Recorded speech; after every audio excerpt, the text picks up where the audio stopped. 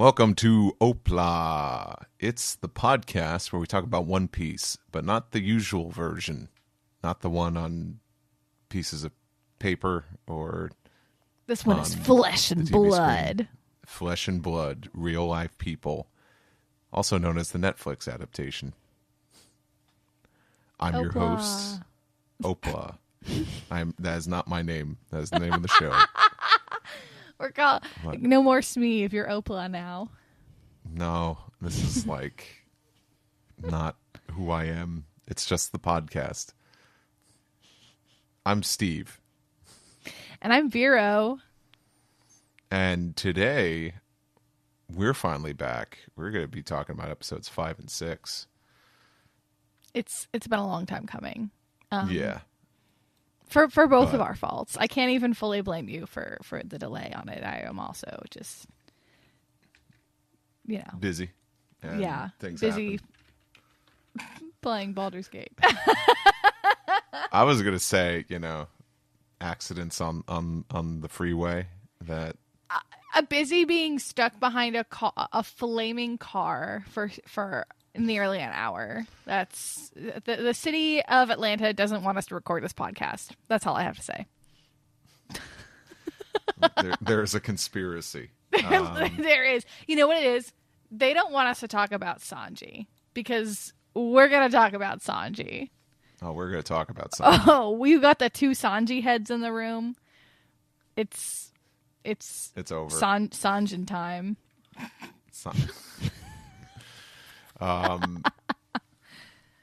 But in case that's not appealing enough to you, we also have an interview on this episode with Amanda Ross McDonald, who is the hair and makeup designer for the live action series. Zach and Baratie are on that segment to talk with them. I'm so jealous. That sounded so cool. Mm-hmm. I want to know what it's like to touch Jeff Ward's face. So maybe I'll listen.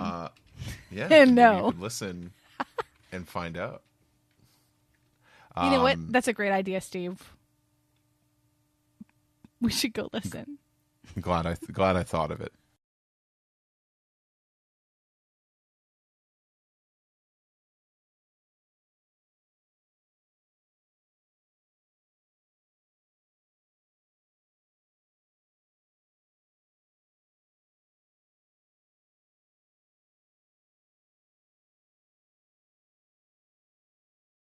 Hey everyone, my name is Zach and I'm here with Baratie. How's it going, Baratie? It's going pretty well. Good.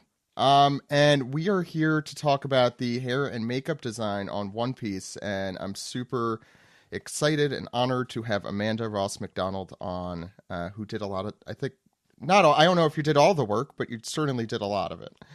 Welcome, Amanda. Thank you for having me. So I guess first, how did you get into this profession, this line of work? Wow, how did I get into this? It was an accident, really, because I studied theater, which was also an accident because I thought I was going to become a beauty therapist. So it all just kind of life led me along its own road. And I ended up studying theater for 3 years and came out of it and didn't know where to go. So I ended up in television and fell in love. And 30 years later, I'm still here. Honestly, that's like the best, like falling into something by accident, being like, and then finding something that you want to stay with too.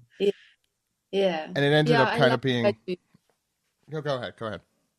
Yeah, I love what I do because it's such an interesting career to have. Meeting people, transforming them into a different character, and helping that make people believe that they are that character. It's such a unique thing to be doing. And obviously I get to meet amazing and wonderful people along the way and use my creative skills. So it's tough at times because we work extremely long hours. But it is a very rewarding career. I could imagine both of those. And also it seems like a good combination of the two kind of career paths that you were looking for. It just so happened. Totally. Yeah, totally. So you had previously worked on Black Sails, right? Before? Yes. Yeah. So the Yeah, pirate so the pirate world, I guess, was somewhat familiar, although this is certainly I'd say a little more out there. How did you fall into One Piece? Well, it was actually because of Black Sails that I fell into One Piece because the producer Chris Symes had produced Black Sails, and because we'd actually had 3 different designers on that throughout the different seasons, but I was always there from season 1 to season 4, and so there was this familiarity, and we knew how to work with each other. So when he interviewed for One Piece, of course, I jumped at the chance. I wanted to work with him again. He's such an amazing producer. And somehow I got chosen. So I must have given a good interview. Did you... Oh, Brodsky, go. No, so I will admit, once you like in any type of line of work, if you find that like one person like it like be like a boss or like as producer that like you love working with, you know it's going to be a good fun environment and the project seems fun. Like I would also be right there with you, being like I would jump on it and try and stay as close as you can. Exactly. So how do you even organize how the whole process is going to work with so many characters and such a out there fantastical story? I have a little confession to make. I didn't know what the One Piece was when I mean, that's reasonable. Heard of it. So I had to do a lot of research, and it started with thank goodness for Google and being able to search things on the web these days and being able to watch the anime and get my head around the characters.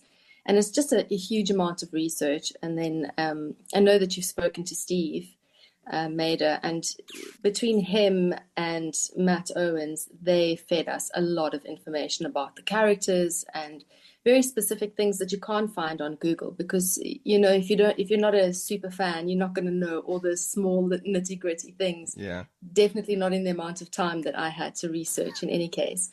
And so it began with that, researching each character, who they are, what they are. We were given the color walk to work with, which I'm sure you know, and that helped us just to kind of isolate who is exactly what color tone.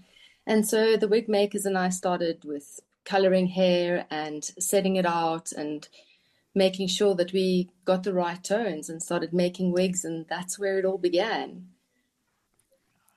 And I was telling Zach about this like prior to, like right before you came on, is I adore like all of the wigs and everything in there, because like in the world of One Piece, it's so, I mean, if you're looking at between like Black Sails and the world of One Piece, is like Black Sails, you have like more like natural, like normal people's hair that you're working with, but as One Piece, you're making like styles of wigs that are not very natural, not very like normal people's hairstyles. So do you guys have like fun kind of like working on that when you were like picking them out, or was it a whole new challenge? Oh no, it was so much fun. It was really a lot of fun. I mean, for me as an artist, and I think a lot of my crew members as well, we're not just makeup people or just hairstylists. We are artists. We paint in our spare time, and we love to create. So this was like an amazing challenge. And also to bring crazy kooky characters like Sham to life and make them look believable was also such an incredible challenge, I mean, Buggy, as you know, is just like with his hair tones as well, and Zorro, and it's just, there's so much expectation for characters like Zorro and Nami that you have to get it right. So we had a lot of support, but we had a lot of fun just working out the color tones and the palettes and somehow making it work fantastically well. I mean, I think it came across really well. Sham is a good example. I thought that was very well executed. I think I enjoyed that story more in the live action, and I think those two really carry a lot of it, and I think the makeup and hair really also carry a lot of the cat related features. Brodsky, what were you going to say? Sorry. No, I was say like that was I do a lot of like cosplay and stuff like that for fun in my free time.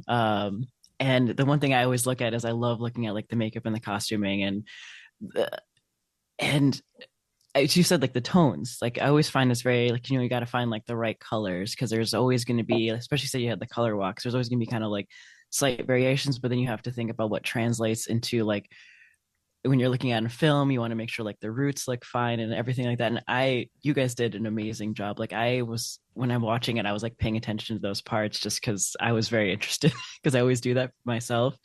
And like even love with like Zorro, like you have like the darker roots, so it makes it look more natural, even though his hair is green. Like it blended very well, and that just like, because I think that's a question for you, Ashley, is like, because you went from theater to television, or I know like theater you're going to have a lot more like elaborate things like that, but in television, I'll use like Zorro as an example, like you have to kind of make it look real without it, or like it's Zorro and Shanks too, like you have these like unnatural but are supposed to be natural colors, and you got to make it translate to TV. Is that a struggle kind of when you moved over from theater to television? Well, I mean, to be honest as well, I mean, the wig work that we did in, like you say, in theater is way more elaborate, way more over the top. But I also didn't have that much experience in it, because I just didn't move into the theater world. I moved straight into film and television. And the wig work that I was exposed to young on was really not the wigs that I'm working with today, because the jobs that I was working with just didn't have the budget, and it wasn't accessible in South Africa. And it was really through Black Sales that I got my hands on wigs and fell in love. It was just like, I couldn't get enough. I didn't know what I was doing, but I was like, I want more of this. And I think that's part of what translates. And also I have an incredible team. I'd love to take all the credit for myself, and it would be amazing if I could, but I have the most talented team that work with me. Our colorist worked endlessly. The wig makers, we made all of those wigs that you see here in South Africa. We didn't buy any from overseas. We didn't outsource them from any of the amazing hair houses that are out there. We made them all here, and that was just for us the biggest feat of all. And I mean, just working out and playing on camera. We did a couple of camera tests. We were very lucky to be able to do that, to see what worked and what didn't. And that's where we realized, wait, we need to darken the roots. We need to make it look sun-kissed on the outside. And we had all of these darker colors layered underneath so that it felt like a real head of hair. We tried to use the best hair that we could get hold of so that it felt natural when it moved. And we were just tireless about how we did the wig fittings and making sure that we got those hairlines perfect, and just endless hours on set making sure that you couldn't see anything that would give it away. And I think you guys nailed that, honestly, in my opinion. Thank you. And there's like not one completely, I'm trying to think, I don't think there's like a completely just normal like haired no makeup person in the One Piece world. So how large was your team? I have 25 people in my team for season one. Yeah, and that's including the wig makers. We had 4 permanent wig makers on board, and they made pretty much all of those. There were 1 or 2 girls that came in, but and I mean, the other thing is we also had to make stunt doubles. So it wasn't just one wig for Nami. We had 3 wigs for Nami, 3 wigs for Zorro. And when it came to the kids, we had 5 wigs for them, because we had so many multiple kids because of the hours. So we had to have heads that looked the same, So it was quite a challenge. Wow. Man. Sorry, I'm just thinking about that amount of work. So I forgot. So you mentioned the color walk. Was there a particular outfit or a particular direction? Did it allow you to go creatively into more directions? And was there anything like you're particularly proud of being able to get in there? I mean, I think the color walk was just such an amazing guideline, because you watch the anime and it's so different from the manga, and obviously the manga is black and white, and there's no reference to color. So the color walk really helped us to nail what Sensei Oda wanted, and that was important for us, because all through it was important for Matt and Steve that we stayed true for the fans. It was like we were doing this for the fans because Matt is a super fan and Steve is a fan, and that's what we wanted. So that's what we were doing, was, you know, using those palettes to just make it as perfect as possible. With regards to something that I'm super proud of, I think Mary is one of the wigs that I think just we nailed that so beautifully. Yeah. I loved that one. Because like, it's just, that's the thing. One Piece is such like fun, different characters you can, and like the translation, especially like Mary, because it's just like it looked like the sheep's wool. Yeah. Yeah, and that's what we did. We actually used proper sheep's wool to make that, and of course we had to make a double of that as well. So there were 2 of those. Yeah. And it's a really heavy piece, and somehow the wig makers made it really sits gently on the head, and he was comfortable and he wasn't dying in it, and that was just amazing, considering it was fully made out of wool. Especially, Too I'm hoping bad it he's wasn't not. too hot. I was gonna say too bad he's not around more, but maybe that is one of the. Yeah. he didn't want to wear the wig too much longer. I guess go ahead. one question too is like, so you have like this catalog of different wigs that you guys made for this. Was there one in particular, like, or like one, I don't know if it was like Mary might be your answer of this, but who was your favorite that you made? Like, was there one that you're just like so excited when you're looking through the color walk, being like, you had like, you're just so happy? I know you said like Sham and like Mary, but was there one that you were just nailed, or was the most fun to work on, or your favorite? And then what was also your least favorite? And That's a good question. Yeah. Oh, I don't know if I'm going to answer that one. But, or you can say which was one was the most difficult. Yes, I think you can say might which was the most difficult. Yeah. Yeah. Okay. I think it's hard to choose a favorite. I mean, Kabaji, straight off, it was such a nice challenge to get that wig with the stripes. That was a lot of fun. And then Belmare was just also like, it's a buzz cut on a wig. Yeah. It was like, how are we going to do this? And we're like, I was speaking to my wig maker Vera, and I was like, Vera, can we buzz cut it? And she's Russian. She's like, yes, we'll get it, don't worry. I was like, okay, I'm worried, but okay. And then it came out so beautifully. I mean, it looked incredible, and it was so much fun. And it was one of those wigs as well, when Gina, who played Belmare, put the wig on, you could just see her just like rise in pride that she looked the character, and that was just so gratifying. Another one that I just absolutely loved was Patty. Just that's a great one. Heel afro. I know that they don't play that much, but they were just like really nice ones to make, you know, to actually I'm sad they weren't in it more, because those are both, I think, really they look like their characters, and they also look like real life, you know, in that world. It's a really I'm sure it's a very delicate balance to try and be faithful and also, like, I want to say realistic, but like it makes sense in what you're watching. Yeah, I mean, like Sham. I mean, who has curls on the side of the head? Nobody. But somehow we made it work, and it looks right. I don't know how, but it looks right. But I think it's because it works in the world, you know. Even like Accent Morgan, we made a big toupee to have that volume of hair with it, and it was such a challenge to blend it and make it right, but it works. And on his own he looked ridiculous, but when you put him on set next to other people, he's at home.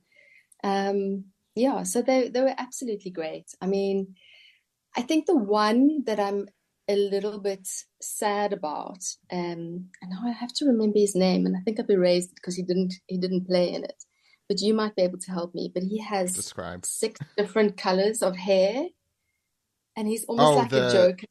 The Mr. Seven at the beginning.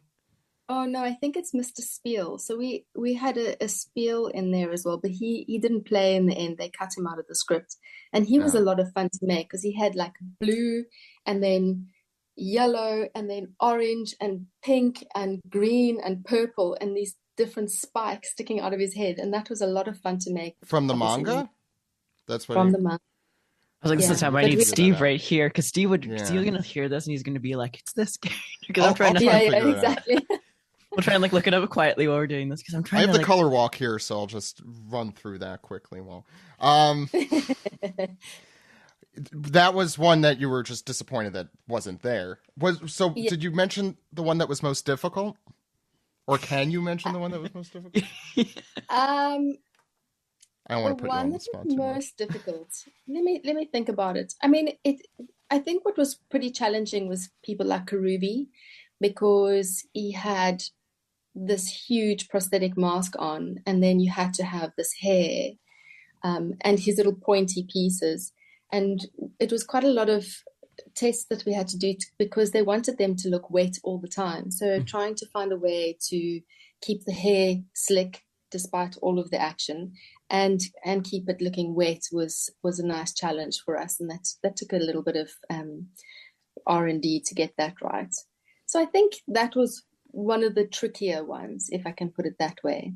Yeah, because I can admit, like, you have like something in, even when I've done like cosplays, I know if like I move the wrong way or if I bump into something, it'll like crack. You so you have to keep it like a texture or like wet. I can definitely see that being a challenge. And then you're like watching them move on film. You're like, please don't miss it. I'll say I thought Karubi was one of the best done in this. Like a combination of the actor and the look. I thought like that is right. That looks right. Oh, nice. Yeah. Good. So I'm glad I could say that I think the hard work paid off there. Oh, good. And one thing you did say, you said like Bellemere too, because she has that like shaved head within the long sides and then like the tied back. Because I love that character so much, and that was actually one that I was really excited to see how you guys would translate it. And again, like I think you guys nailed it too, like because you don't want to, because it's hard with a wig, you can't really do like a full shaved side, but then having the two pieces. So like even from a cosplay perspective, I'm just like, I see how you did that. So like I bet you're gonna see other cosplayers kind of using the techniques that you guys did in there as inspiration. Because even just having the two different color tones help make it pop out so much that it gives it that like illusion. So again, like even a good friend of mine too, like who is a cosplayer who is a seamstress, like so she does a lot, even makes a lot of my costumes too. We were always talking about like the wigs and the hair, and just like we love to see how you guys translated all of it. So she was very excited about all that. Did you mean Hachi? Hachi, maybe. Oh, no. Well, because Hachi, I'm looking at who has that kind of hair, but I know it's not colorful. Okay, well, I'll figure this out. This is gonna kill me. I think it's Spiel, Spiel. Okay, I'll Google him as well. We'll figure this out. I'll try and do as little. Yeah. No, that's correct. Yeah. It's Spiel. Oh man, that would have been. Who is that? Who is that? Oh, I kind of remember that guy. Yeah. I'm being outed right now. It's Matt and Steve's fault, not mine. Okay. He was voiced by the way, for people listening, he had the same voice as Brooke in both the anime and the manga somehow. So that doesn't. Oh, it was a person. That's why. It was someone from like the pilot scripts. It wasn't in the actual series. That's why it didn't sound familiar to me. Yeah. Romance on Volume 2. But then again, like I think episode 907 it looks like. So it came in. Well, no, that's because they did. Sorry, we're getting in the weeds. That's when the anime did their they made Romance Dawn again, the pilot versions.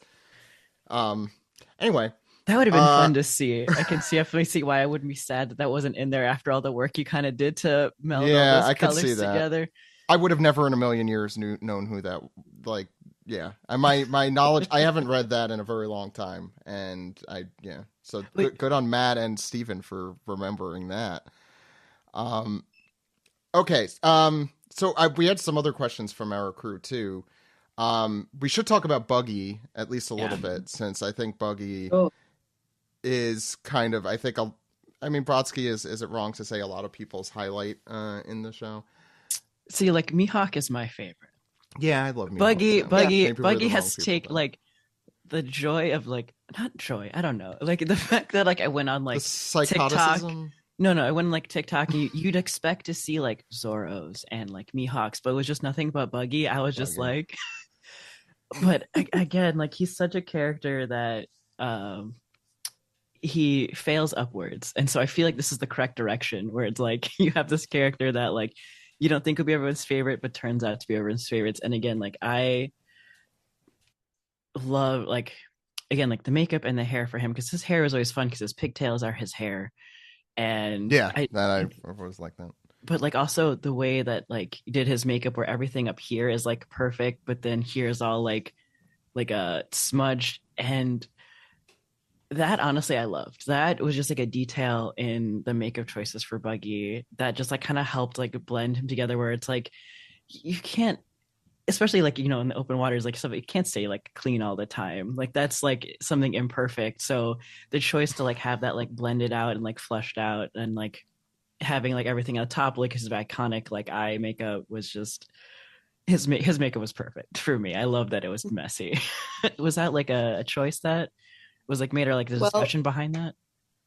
There was a huge discussion behind that, and that was mostly Jeff, who couldn't keep his fingers out of the makeup himself. And and I was like, hard. Come on, please.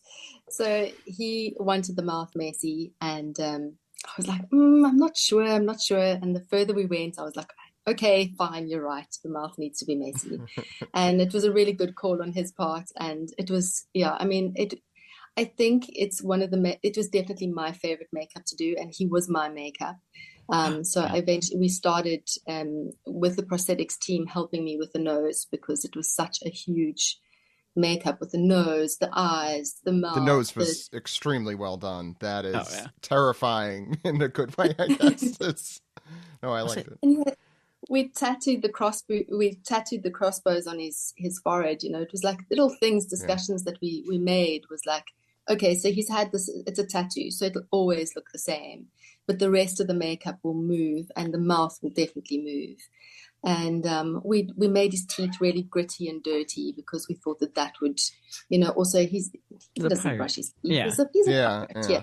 I enjoyed that in the series. Roger, I know, also had the dirty teeth. Yeah. I did too. That was such a nice detail, I think, because like no one, if you think about it, like pirates they don't brush their teeth. They don't have like nice clean teeth. I only expect to have like pristine teeth as like Nami and Robin. Like they're Nami. But like Sanji probably. Yeah. But like having Buggy have that like it's very like nasty mouth, but then like it's really funny to know that the actor couldn't keep his hands away from it. So it made probably your job a little easier, so you won't have to worry about it being like smudged and constantly fixed. Absolutely. Well, that's nice to know that it's like a tattoo too. I didn't think about that. I thought it was makeup myself, but then like knowing now that it's a tattoo, that makes more sense that it's always perfect. Yeah. Well, it was just an executive decision we made, for that. And then, I mean, also the other thing with Buggy with his wig was, there was the whole scene in the tent with his hat coming off, and it was like, how do we do this? Because we can't. How do you take a hat off and pull the ponytails through? And it was just like all this logistics. So we did tons and tons of tests and to see what it would look like if the hair was loose, if it was in ponytails, and eventually we decided let's just keep the bandana on because that looks the best and it makes it the least questionable and he doesn't look like an idiot. So that's why we did that in the end. And so he just looked super cool all the time. And he's just honestly one of my favorite actors to work with as well. He was just always funny. He held that circus tent. People they were applauding for him after every scene, the audience, because he was they were forced to. Oh, right. Yeah. When they weren't forced to, they were really applauding him. Yeah, he was great. It seems like he has a lot of fun. Probably like just not only like I'm glad to know that he was like fun to work because like sitting in those chairs for the hours you guys have to work on them too, especially with the amount of prosthetics. It's like you always hope that you can have someone fun to be there with you. The process on day. Yeah, exactly. 2 hours in the makeup chair, first thing in the morning. It needs to be fun. Yeah. I was going to say, so how many hours? You said how many hours in the makeup chair for 2 hours? 2? 2 hours. And then I guess coming out of it is also a Yeah, whole coming out of process, it's right? usually about a 45 minutes because you've got to take the wig off, get the nose off, and then it's just like his hair is gelled back underneath. So then you've got to, it's like solid. So you have to rinse Yeah, that out, because get the lipstick off so that it's oh, not there for the next day and you can go to dinner Without clown lipstick. with. That's I think Jeff could have pulled that off if he needed to. yeah. Which person? I guess it might be the same answer as the when we asked the most difficult, but who non-prosthetically, just like makeup and hair, took the longest to get together? Look, besides the prosthetics, I think Sanji was quite tricky because Taz has got quite a few tattoos. Yeah, I forgot about that. But generally very easy besides that. And then MIHAWK was quite tricky because it's like getting those pieces exactly right. And we were shooting in the hot South African sun on a beach. And of course, the beard wants to pop off. So that was tricky. But I mean, Zeph's moustache was at times tricky because it's quite heavy and big. And making that look real was also a challenge. I will say with Zeph's mustache was very hypnotic to watch, if that's the right word. Because every time he would talk, it would move. And I just found myself watching that the entire time. And like not in a bad way, like it did look real, but it was just like so fun because like in the anime it doesn't bounce or anything like that, but in real life it literally would do that movement. Yeah, I mean, it was, I think every character had its own challenges, but everyone was so delightful. It was just one of the nicest casts I've worked with and nicest set of producers and writers as well. Just a lot of fun. I mean, every day. It wasn't one day that you think, oh, I don't feel like going to work today. Even if it was 4:00 in the morning, we're just like, yeah, let's go. Let's do this. That's so nice to hear, honestly. And you're on set a lot too, right? Like, so, like, is there a day that sticks out with you in production more than others? Or does it all really just blend together? It kind of all goes in one together. I mean, there's days that I can't get to set because there's meetings and planning for the next episode and that kind of thing. So you have to hand stuff over. I mean, days that stick out for me was the first time that I saw sets and you walk onto these amazing and incredible sets that were designed. And it was just like, wow. That was really incredible. When we talked to Stephen about that, he said they had to dismantle most of them. And I'm still upset about that. Oh. Yeah. It's really sad, actually. Yeah. But they were incredible. Richard did such an incredible job with them. It was awesome. And I mean, there were times in the Orange Grove again when I was standing by on buggy and he was just the head on the barrel and they stick the orange in his mouth. That was one of my fun evenings. That sounds like a fun evening. Yeah. I feel like with the second half of the season when he was just like ahead, that was probably very important for you because you had to always be there because the costume department didn't need to be there, but like you had to make sure everything else was yes, exactly was perfect. And I didn't say this before, but like that was another similar Bellemere, where I was wondering how you guys were gonna do that, but like knowing Buggy had his pigtails in there, I was curious on how you guys would translate that. And I understand your struggle on that. As my mind was being pulling out, it would just be this long ponytail through. So keeping it in the bandana and just kind of having it just the tassels. I mean, that's something we can deal with much later on. But I think that was a smart choice too, because it made him look. It's just a seamless transition between the two, and you didn't have to worry about this cumbersome his long hair in that way. I think that was again for TV and for moving, it just was probably less of a headache for you guys, but also I didn't really think about it too at that point because you were just thinking about him and looking at his face and his hair and keeping the bandana on was honestly perfect for me. Oh, I'm very pleased to hear that. Great. Brodsky, did you have any more questions about production and all that? No, because I mean the only other ones I know that were probably the big challenges were the fisherman. You have a full you probably had a full. That's more prosthetics team that was so how do you work with prosthetics in the production? We try and work as hand in hand as possible because you need to support each other. So basically because of the nature of the fishman, we had to wait for Yaku, who is our prosthetics designer, to design the looks and then create these heads for us to build the wig on, and we would only get that so that he'd have to have the actors, they would get his dimensions and they would build the prosthetic around that, and only once that was approved could we start building the hair. So that was a little bit tricky for us because we were like, oh, we don't have much time. How are we going to get this done? We need to go. But it is a process, and you just kind of have to wait it out. They were amazing, a really well-run team, good professional, talented human beings again. A lot of hand sculpting of a lot of things and not just 3D printing. So incredible stuff. And they designed all the tattoos for us and all of the scars and things, like Luffy's scar as well, which is... Oh, yeah. That's a good one, too. Yeah, I wanted to... I'd love to know what you think about that scar, as fans. What do you think? It looks like a scar. Yeah, which, unlike the manga, I guess, it's where it's a line. But go ahead, sorry, Brodsky. Because again, I'll say from a line of like, I've done like scar makeup, I've cosplayed Zoro, I've had to like put on like what's that stuff that like, oh my god, was it?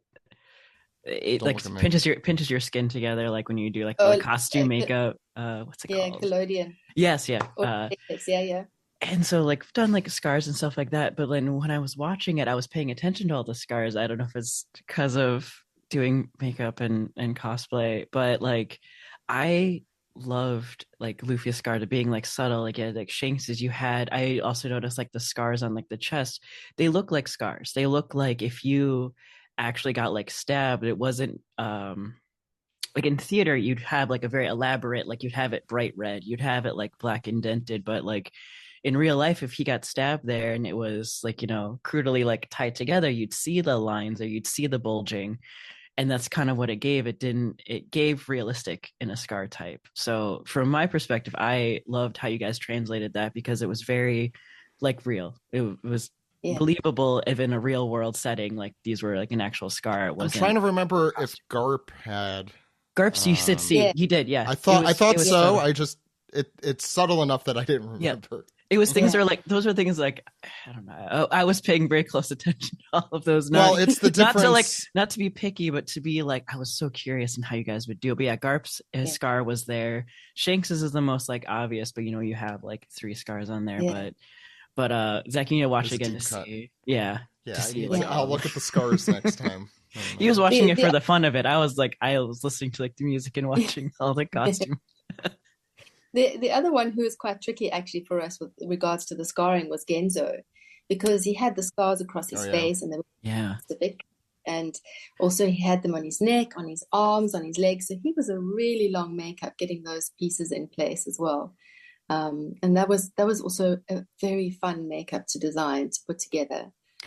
So one other one I was thinking about too is like the flashback scene with Zeph and like baby Sanji too. Like you had to like, you guys like working on that where you had to like make them sit, like they're sitting there roasting in the sun for however long. And just as it progressed on there, I saw like more of like the sun damage, like Sanji's face getting like bleached and like peeling. And then you go over to Zeph who has like the blood and everything like that. And again, very believable in my sense, where you could see how they've been out there for so long. And those stuff like that fun. Do you like doing kind of like those like scarring or like those types of like makeup more than just kind of more of the clean, I guess?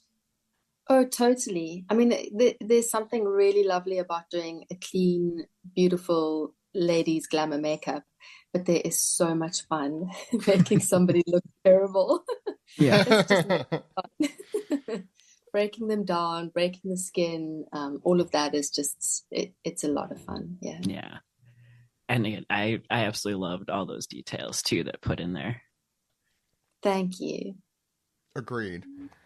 I'm trying to think if there's, Brodsky, is there any other obvious thing I'm forgetting to ask? No, like I honestly, if I could just say like, thank you too, just for like the work you guys put in there. Yeah. Because trying to create this like comical world in like a live action setting, a lot of stuff like people look at like, you know, makeup, and they look at like wigs or anything like that, because you have to translate such elaborate characters into this. And you and your team, I think, did an amazing job where like I could see small details and I can know exactly who that character is. Like, you know, like the curls in the wig, I'm like, I knew exactly who's like, that is The red-haired pirates, like, are you thinking of specifically?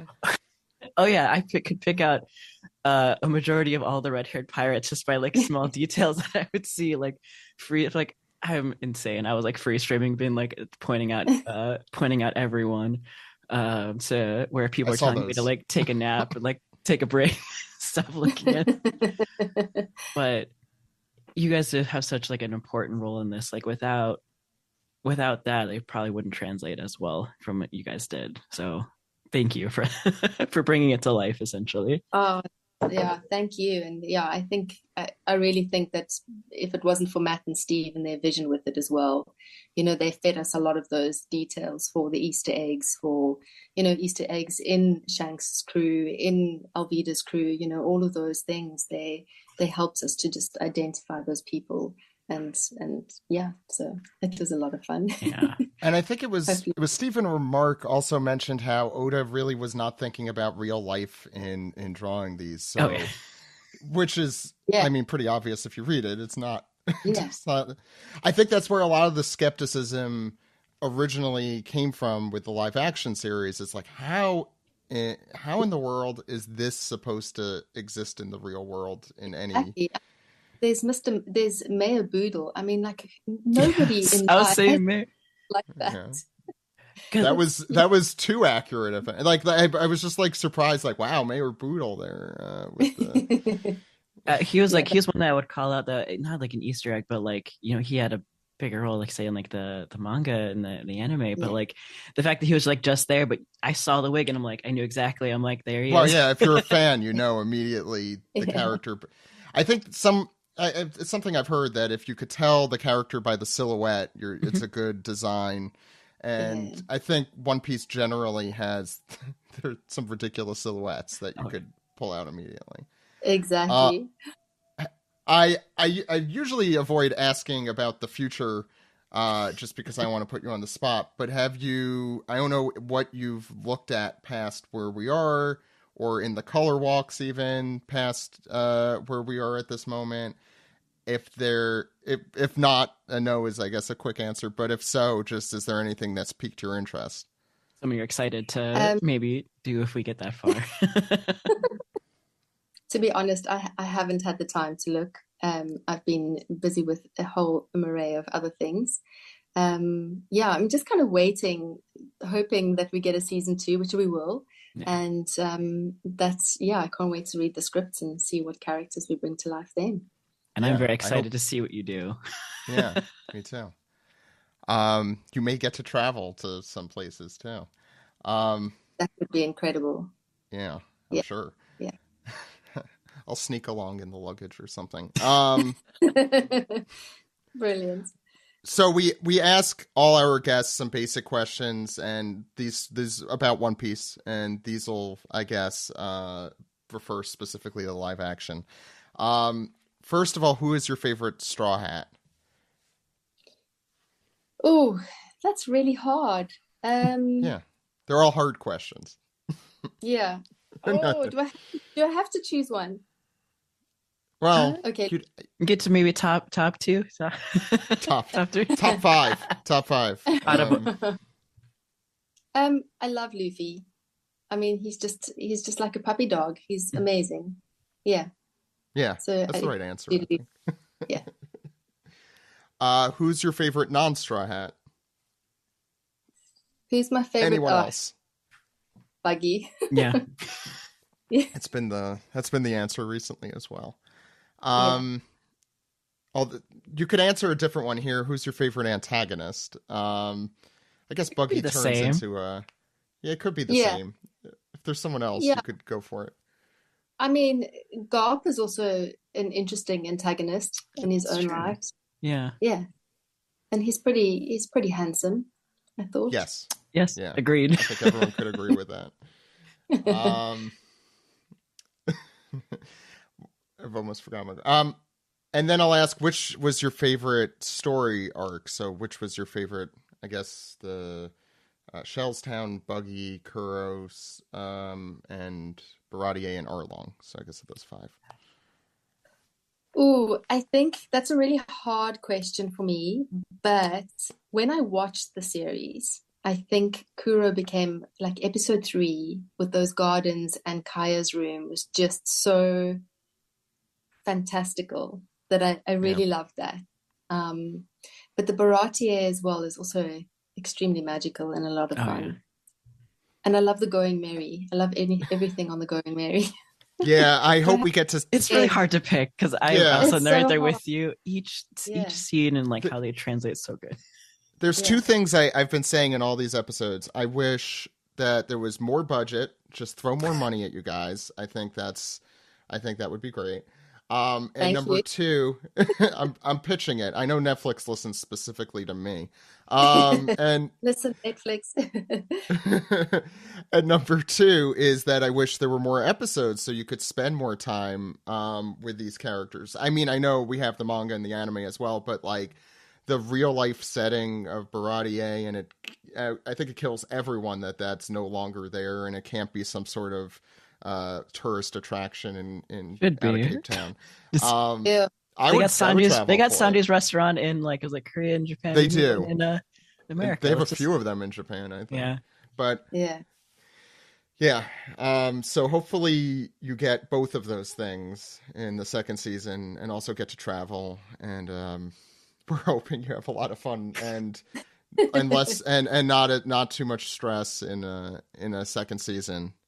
Oh, But yeah, Amanda, it was great talking to you. I don't know if there's anything else you want to say, or that you're working on, or you want people to know, or well, what do I want people to know? I think we've covered it all. I'm an artist. I love what I do, and yeah, I saw your And arts on hopefully- Instagram too, right? And Yeah. yeah. And so hopefully we can just bring you a fantastic season 2 and many more after that, Yeah. with lots of travel. It's a long story, so you're. It's a long story. if it does exceedingly well as it has, you will not. I think everyone who's like worked on One Piece, it's like that is job security. You're I there hope for the long so, haul. yeah, yeah. All the voice actors on the anime, they never have to, And like if we got we're talking with the producer being like if they keep going, I want you to stay on there as someone who's enjoyed your work. Yeah. How you translate these characters, I'm like you nailed it. So he's got to keep you for all. Yeah, thank you. Things get crazier and crazier. There's that. It's more Yes. fun to be Well, had. I guess I'm gonna have to go and start reading then, shan't I? As I people ask me like, I don't have time to read anything else because I do this on a weekly basis, because it's so time consuming. So I get it when people are not Yeah. able to. But you have probably a while. There's no rush. Enjoy. I've got some time. I've got some Yeah. time. So we'll I start will with say this too week. though is because you guys have like, it's done so well, which I'm so glad. But like y'all have inspired so many people that I have for years tried to get into One Piece. That's as true. soon as they watch live action, they're like, "What if I start?" So Yeah, that exactly. means you guys nailed it, 100%. Oh, Yeah, we've said all the moms have really loved One Piece. Maybe it's Garp It might be- yeah, it could And be. Zeph, And and Zeph, Zeph exactly. and Mihawk and Mihawk, Oh, yeah, and yeah. Shanks And Sanji. and Yeah. Sanji. Well, yeah. yeah. They're a good-looking cast. They're a Honestly, really They're good. good-looking We can't guys. keep forgetting, Yeah. and Buggy. Buggy has stolen And Buggy. the hearts of the world. That's honestly, I can't just say the America, just Zoomers really everyone. like the Zoomers love Buggy. No, Yeah. more than that. Millennial Zoomers, I don't know Yeah. higher than Have that. you taken a survey on this, Brodsky? I just look at my Brodsky and the timeline. culture. Okay. I just look at my timeline and the amount of Buggy love that has switched around post live action has. Well, hopefully we'll talk to skyrocketed. Jeff at some point in the future after everything has settled, which hopefully it will soon. Yeah, Amanda, thanks so much for coming on. Thank you so much. it's a pleasure. Thank you, guys. Thank It's been you. fun to meet you. Thank you. Yeah. Yeah. Yeah. Bye. Bye.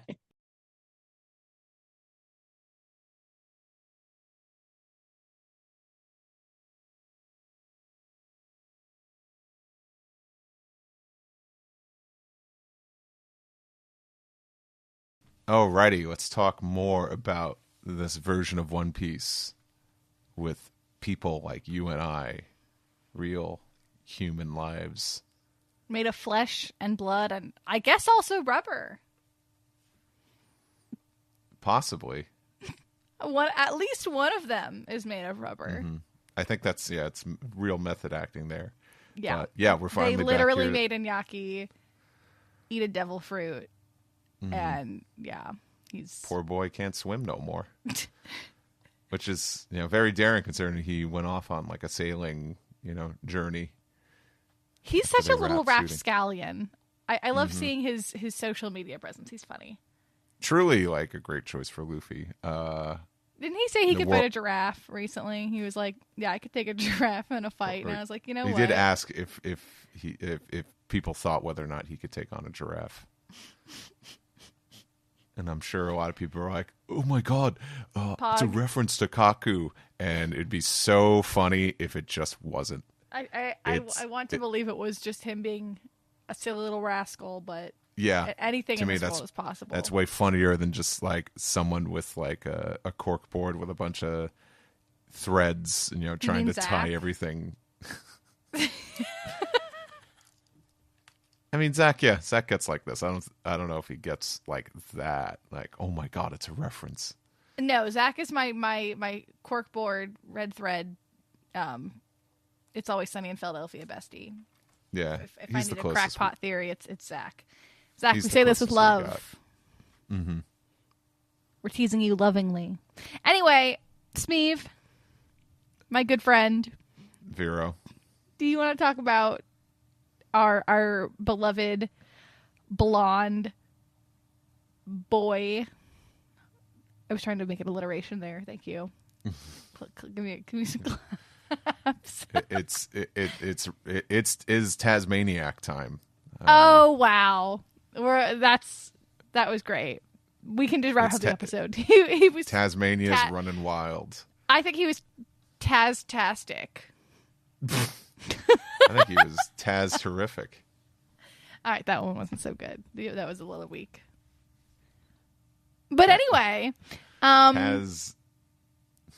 before we talk about beautiful men, we have to talk about other beautiful men because episode, I forgot the number, 4? Nope, No, 5. we're talking about episodes 5 and 6. That would be I can count good. Eat at Baratie and The Chef and the Chore Boy. Yes. Well, there are beautiful boys, but also beautiful peepaws also in this episode because we get the conclusion to the GARP nonsense, and then also we get a little bit of Zeph. But Steve talk about the episode. Tell me about GARP. Garp is Luffy's pop. He's his grandpa. And Really? yeah, we found out at the end of the episode. Brand new information to me. And also the crew who are pretty fucking pissed about how the episode prior ends, and they're like, Well, "This guy call Nami's him pissed. Grandpa." Yeah, that's Nami's fair. It's pissed. just Nami.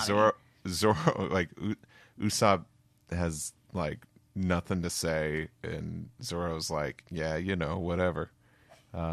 He's like, "People be related. That's fine." Like they have a great moment when it's so weird. Like it sometimes it's like, yeah, like this is like a factual thing in One Piece, but it's never kind of like outright stated. Like Nami just saying like, "You're the first mate." Yeah. Like, Yeah. And that's so weird that like I forget, maybe Luffy might have like said like, "You should be my first mate" in the previous episodes. I've watched these so many times I can't go back and watch them again just to scrub for a line. But that just felt so odd to me because She said something that was like, "All right, first mate, you gotta go talk to him or whatever." This just feels very One Piece fan nitpicky, but just it felt kind of Is it because they don't ever name Zoro as first mate actually in the text that it bothered you?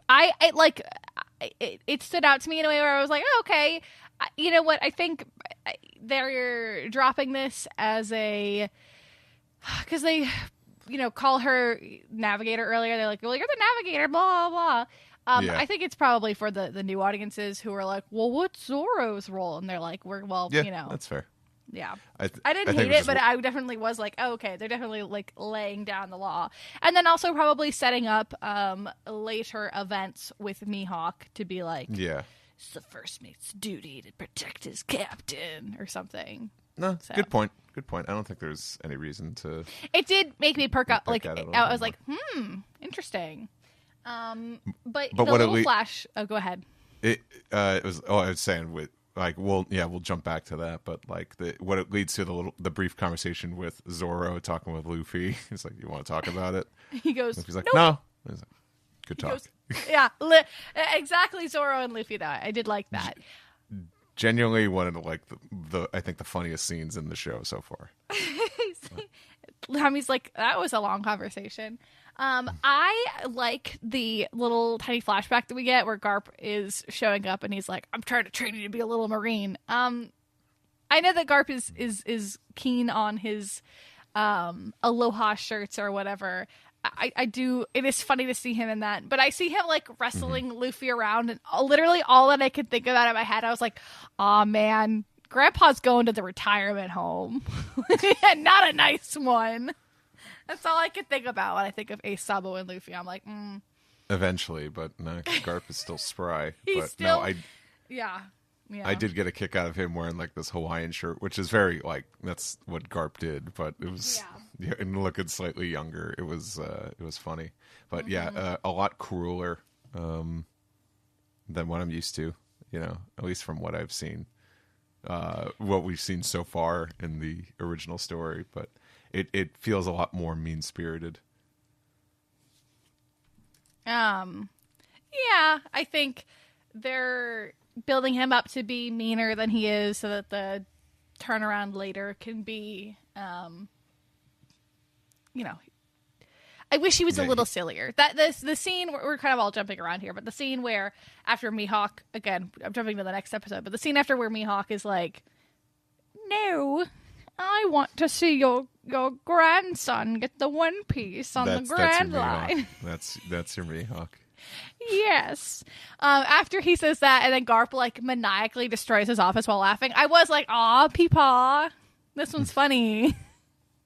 But I think it's like he's Garp is supposed to be an opposing force in this show, so I think that's why it can't just be like quirky. It's like, "Ha ha, I threw you down a pit to train you."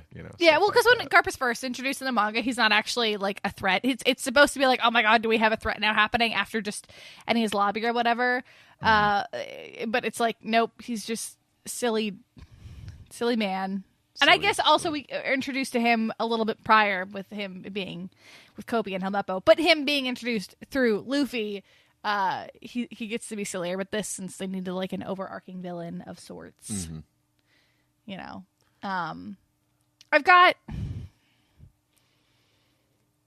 I feel like I'll save the criticisms for later. Let's I'm looking at my notes here and I wrote full body pronouns pink ass hair.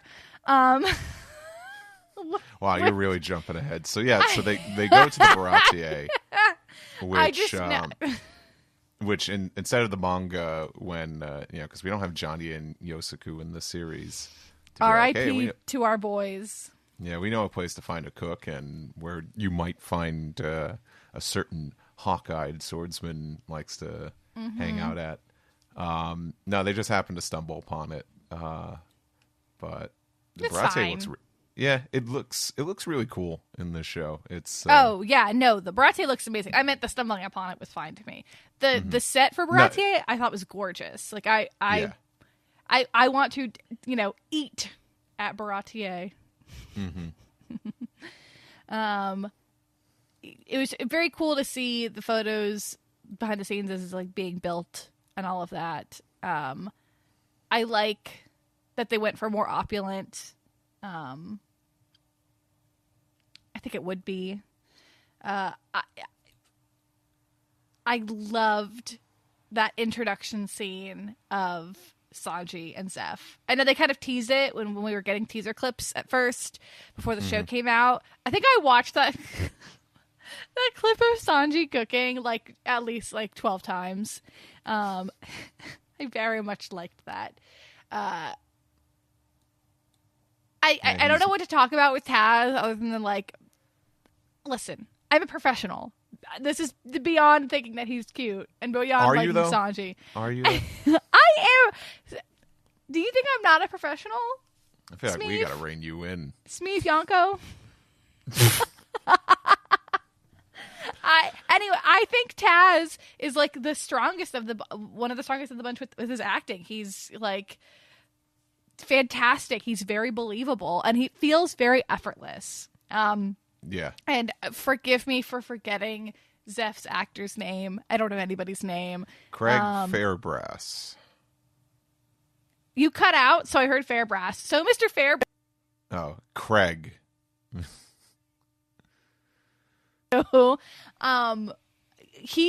way they bounced off each other was also great. I think that they, from my understanding, have acted together before, which probably, was great for their chemistry, but their on-screen chemistry was just so good. I think 5 and 6 are my favorite episodes of the whole bunch, and for, a good reason. Kind of, going back and watching these again, I might say so too, not to jump ahead, but wow, like right off the bat, like, Sanji and Zeph just like they channel so much charisma and just like everything like just like so much that exudes from them whenever they walk in. Like Sanji's first scene is him making the elephant tuna dish that's in the cookbook, and I don't know if it's the exact same thing because I remember he just serves the fish at on the other side of Reverse Mountain in the actual story. But yeah, he makes that, and Zeph Craig is doing you could tell he's doing Gordon Ramsay a little bit. Yeah, for sure. Mm-hmm. But I wouldn't be surprised if that is like a source of inspiration for this take on the character. Sure. I remember, again, we've got different perceptions of reading. When I was reading One Piece the first time, I was like, oh, Oda's doing Gordon Ramsay. So, but I don't know if Gordon Ramsay was forgive. I'm going to reveal my age a little bit, but like, I don't know if Gordon Ramsay was popular. Gordon Ramsay was not a thing in the late 90s. Okay. I don't know. I thought he was. Well, I mean, he was alive, but what came first, the cook or the egg? Apparently, it was the egg. So, speaking of eggs, Sanji. Yeah. Yes. Sorry, I'm laughing. Sanji and eggs. I'm waiting for this connection. Don't worry about it. He could scramble. I know where that's going. Yeah. Anyway, we're too. You have to rein me back in. We're too silly now. Go back to whatever you were talking about. Let's just go through. Yeah, these Straw Hats show up at Baratie, and they try to get a table, and it's a pretty poppin' joint. There's a fishman host at this restaurant, which is an addition to this series that will be addressed more in the following episode. But of course, Nami bribes him so that they can get a table, and I think it's a nice hint at like, it's like, well, Nami's got a lot of treasure and dough stocked up. She's got the money, she's got the street smarts, and then also I like Usopp and Luffy getting to be like, haha, see, in the future king of pirates. Like, they're just being silly. Well, it's great because like Usopp says, he's the future king of the pirates, and then they kind of like lean over the railing, and then when they don't see that Nami just bribes the guy. Sure, absolutely. And then they're like, and Usopp, just feeds into Usopp's eyes, like, see, told you, that works all the time. Yes, it's cute. The scene where they're seated and Sanji goes out to take their order is probably one of my favorite in the whole show. Everybody, like, that is where hey, we've been teasing this group's chemistry with each other for so long now. And they had it. And then, like, I think Taz was that missing puzzle piece for really making it click. which I think Sanji sort of feels like for the crew to begin with anyway in Yeah. the East Blue. They just bounce off each other so well. His stupid flirting with Nami. I remember one of them saying that they were going to make Sanji less of a quote-unquote simp or something, and I was like, okay, first of all, I resent that. I know that he is, I guess, but it's funny.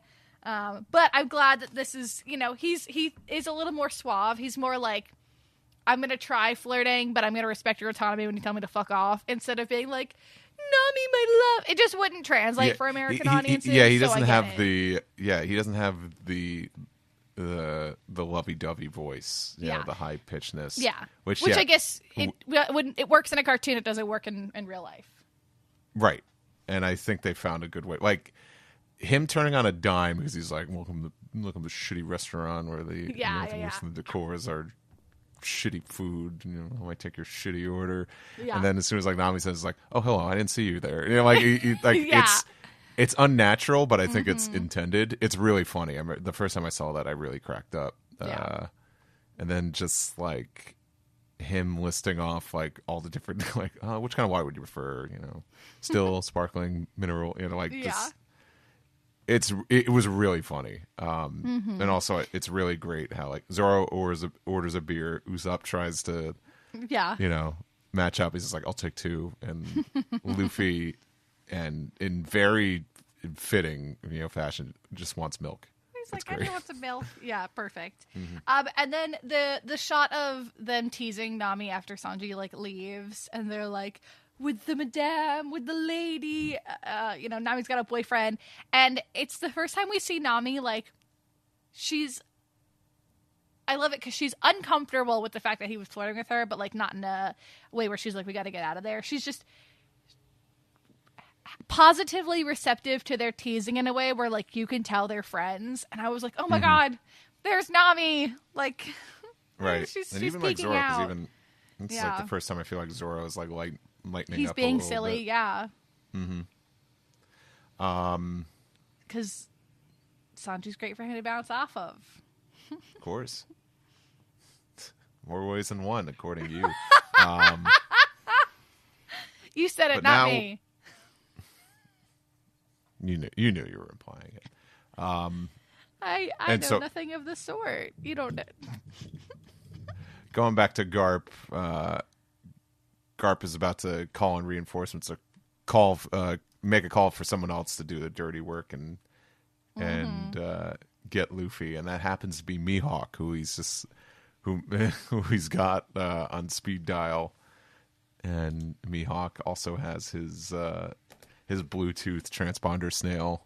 I loved that. I love that they're, I think one of the directors said that Mihawk's his favorite character, and I was like, I could tell. But you know what? The whole sequence of Mihawk fighting with the Krieg Pirates, thank you, I was watching it, and I was like, this is such a Barbie dolls in the sandbox moment, which I mean positively. I'm like, oh yeah, okay, I see so much love in this scene. Like, you are absolutely the kid on the playground who's like, and then Mihawk cuts a bullet in half and then deflects another one with the tip of a sword, and you're like, yeah, he is that cool. I'm happy for you. To be fair, we barely see Mihawk do anything in the actual series. Sure, like, yeah, he fought absolutely. in Marineford and all that. We've seen next to nothing, and this action sequence is a lot of fun. It is. Oh, absolutely. But Mihawk, is it camp? I like. Mihawk is camp as hell. But I think I was thinking. I just wonder if it's intentional or not. Because to me, this feels very campy. But if someone else camp is like, this doesn't is always badass. have to be intentional. Sometimes you don't realize you're doing camp, but there definitely are. But I think part of why I think One Piece is able to succeed in the live action in the way that it has is because the source material itself is already a little suspension of disbelief campy. Like, it's already a little over the top. Like, you have to believe that this guy who wears a puppy hat is a fearsome Marine who is well respected, and like nobody says a word about it. Like that's camp. So MIHAWK being this like Dracula coated dude with a giant cross on his back who lives in a castle surrounded by like monkeys and fucking graves and stuff. That's camp as hell. MIHAWK's whole character is super just cheesy. And I think his actor, and I think that the set and everyone on the team leaned into that. If they tried to make him a little bit more grizzled and badass, it wouldn't work. But MIHAWK's kind of silly, which I think, I don't know if some people want to recognize that about his character, but I think MIHAWK's funny as fuck. Like, he's got a feather in his hat. What the fuck? And called it macaroni. Yeah, exactly. Yeah. Garp calling up MIHAWK to be like, can you go beat up my grandson is hater behavior to a degree that I respect. I'm like, you know what, Garp? Yeah. Sometimes you're like, go beat that Zoomer up for me, please. He's pissing me off. And if people were wondering what was going to happen to Don Krieg in this series, well, he gets MIHAWK jobbed out. Him. Yeah. Which is a shame, but, knowing where the show went, there was really nowhere to fit him without making the Baratie story much longer. I know. That was what I constantly thought about, because I feel like we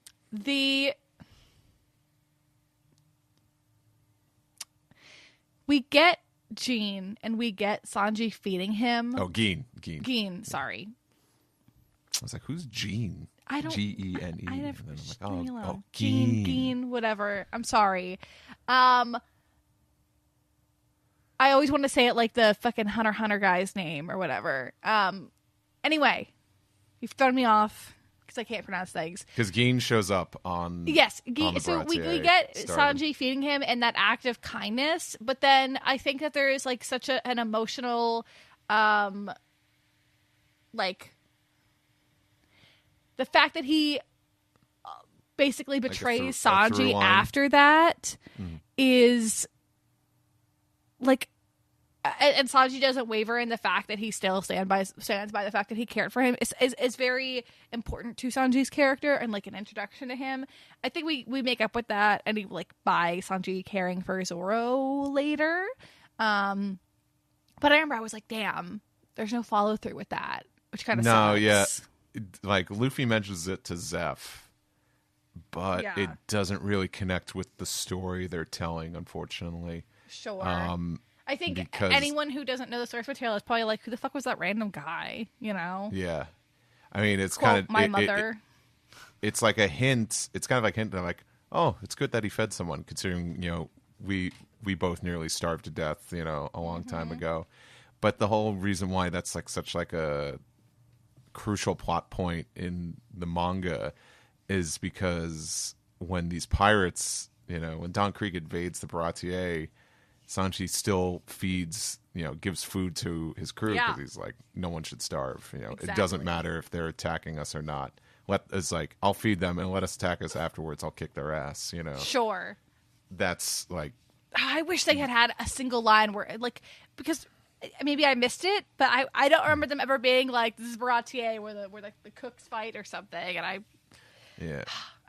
that's not the story they're telling. The story here, the story they're telling is like kind of just the father figure or the father or grandfather figure holding somebody back, and that is Sanji, true.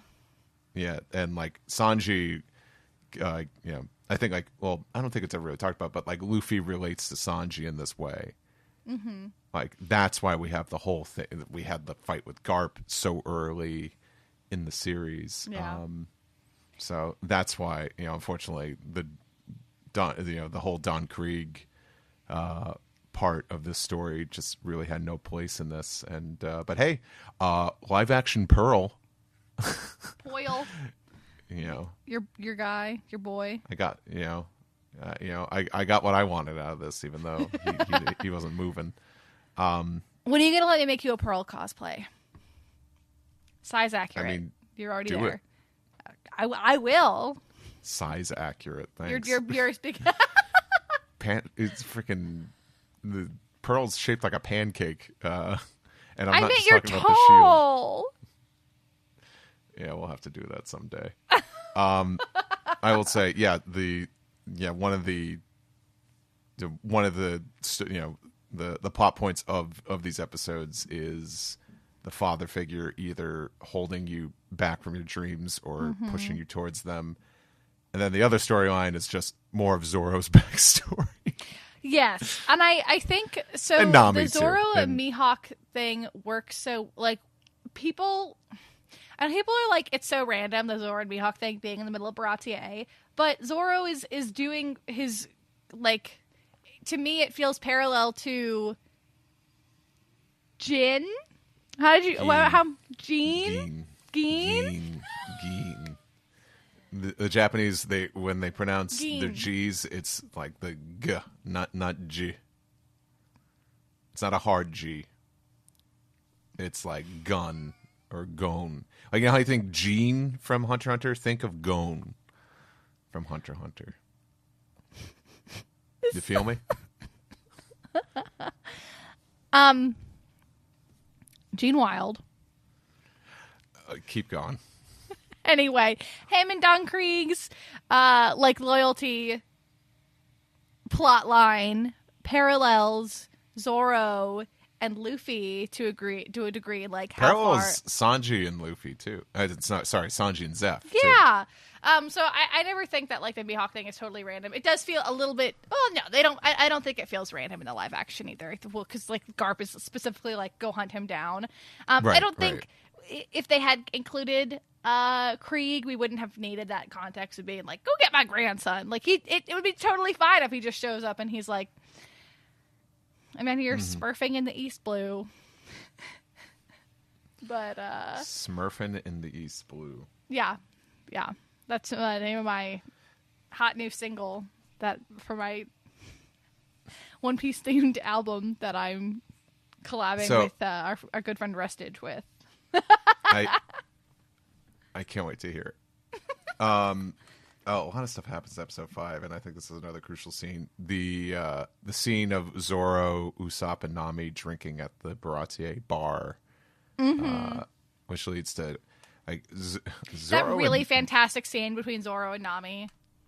Yeah, because like it's like this is Zoro still not kind of fully trusting Nami or just being suspicious of Nami, knowing that she's hiding more than she lets on, and their whole drinking guessing game. They definitely I was like, okay, they're playing it up just a little bit. She's like sitting there brooding, and Zoro's like, is there gold at the bottom of that cup? I'm like, oh girl, you're really bad at keeping dark secrets. But I guess she's a 17-year-old, and 17-year-olds are dramatic.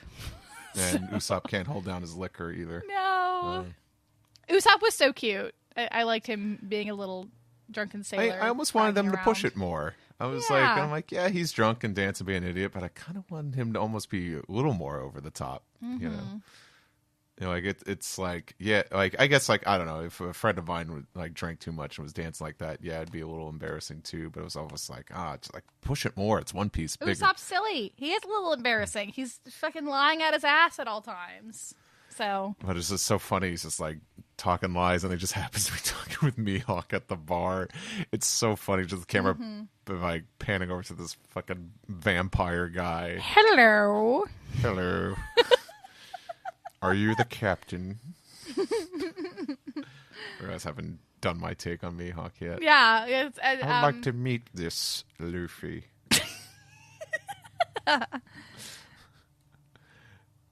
And it's so funny the way Zoro challenges Mihawk to this duel.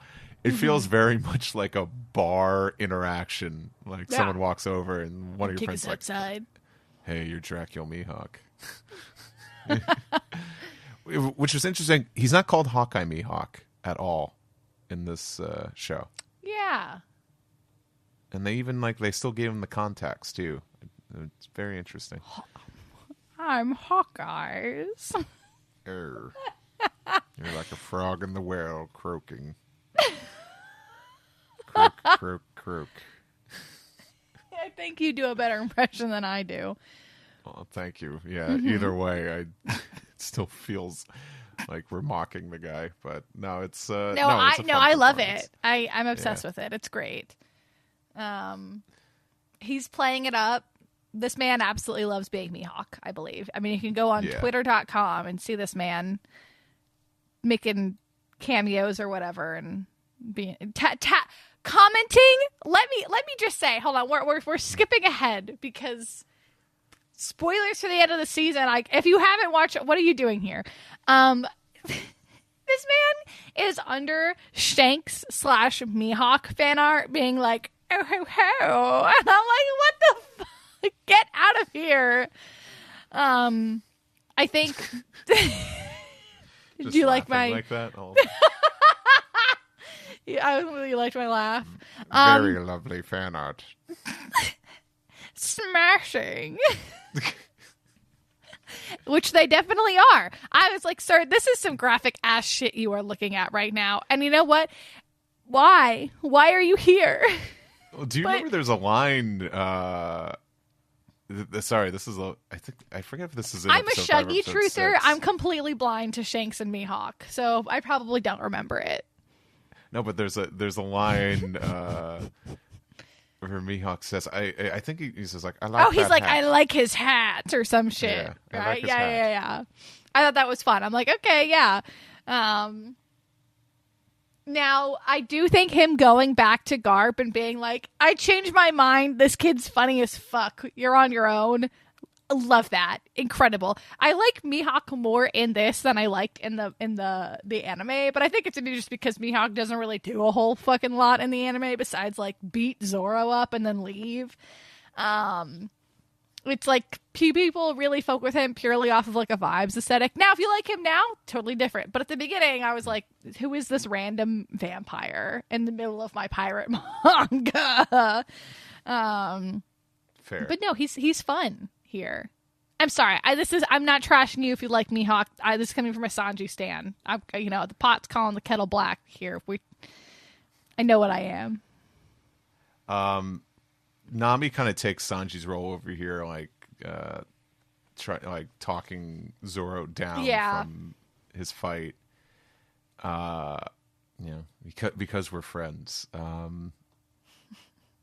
Which it's they thought like we need more drama with the main cast, so I get that. It does kind of like, I think it's like if there's any doubt that Nami is like not with this crew and betraying them, it's like, nah, then we wouldn't have stuff like this. But sure, well, she even like tries to flee because she's afraid of Arlong, and then, or no, sorry, not because she's afraid of Arlong, she's afraid of Garp coming, and she's like, I can't get, it's not even, she's like, I just can't afford to get captured because I have a town of people to save, which like, I don't know, I don't blame her if she was gonna skedaddle and then go,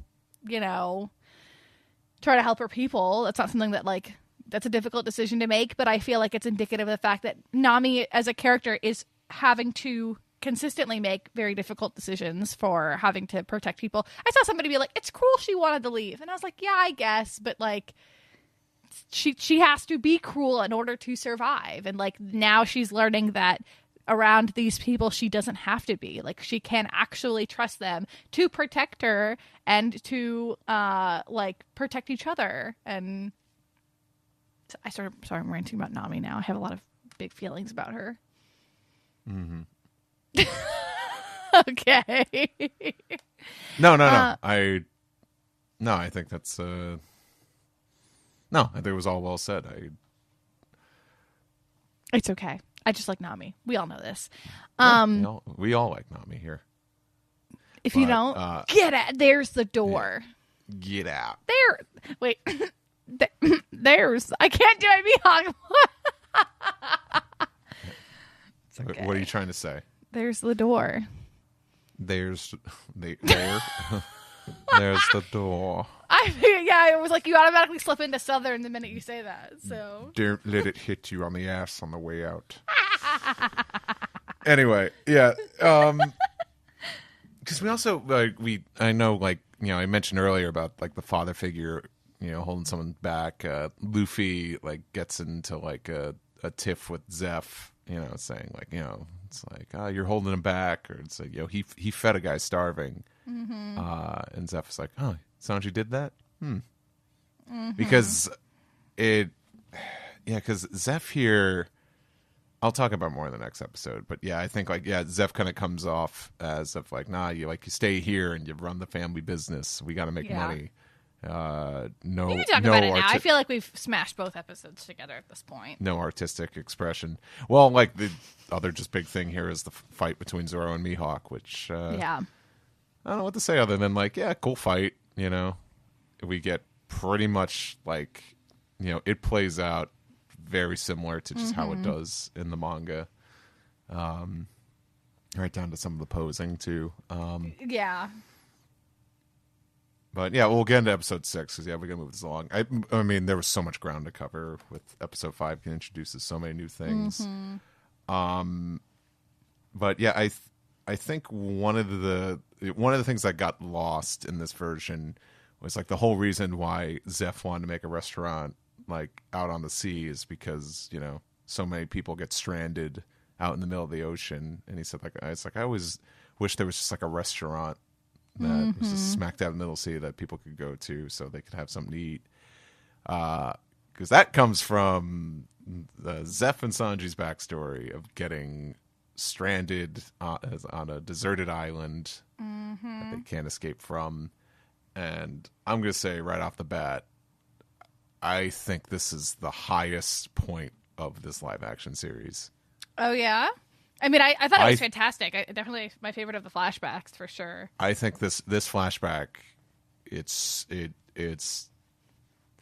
done with so much love and care. I think the acting is phenomenal, especially from Zeph's actor.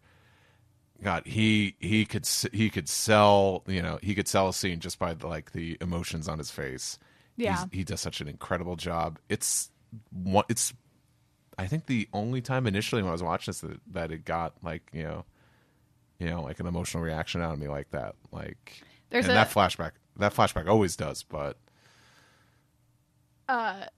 there's a picture I posted. Like, I was doing my episode reviews, like one-liners, as I was watching it. I didn't have a review for it. I just posted a picture of me crying. Just, like, genuine sadness watching that flashback. I thought it was really convincing. I thought the kid who plays Sanji was really fantastic as well. Very, very believable in his, like, being a little ball of anger as the child that we know Sanji would have been, after a life that he had. And then, like, Zeph displaying such, like